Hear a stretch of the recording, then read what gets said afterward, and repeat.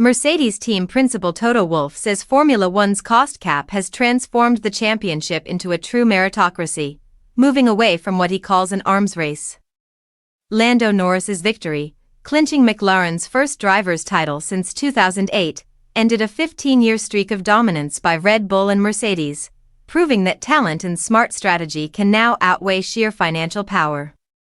Before the cost cap, Red Bull, Mercedes, and Ferrari dominated not just on track but financially, outspending every other team by a wide margin.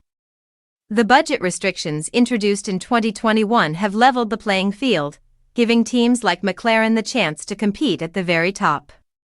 Mercedes, despite being one of the richest teams, struggled during the ground effect era, winning just 7 of 92 Grands Prix between 2022 and the Abu Dhabi finale.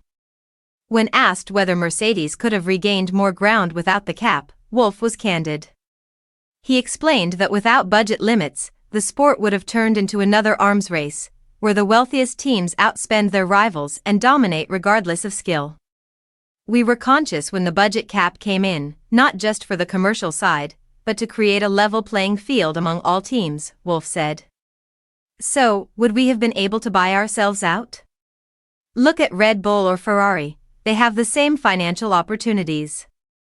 It would have ended up in an arms race again, and maybe it wouldn't have been McLaren challenging at the top. This is just a meritocracy. Best man and best machine wins. And it wasn't us.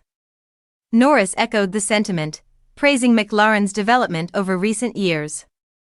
He highlighted that the Woking-based squad outpaced rivals in car development, even with tighter restrictions, less wind tunnel time, and the constraints of the budget cap. "Another constructor's title feels the same as the first because achieving the first was a huge milestone, especially considering where we were just 3 years ago," Norris said. "We've overtaken every team in terms of development and outdone them by a long way.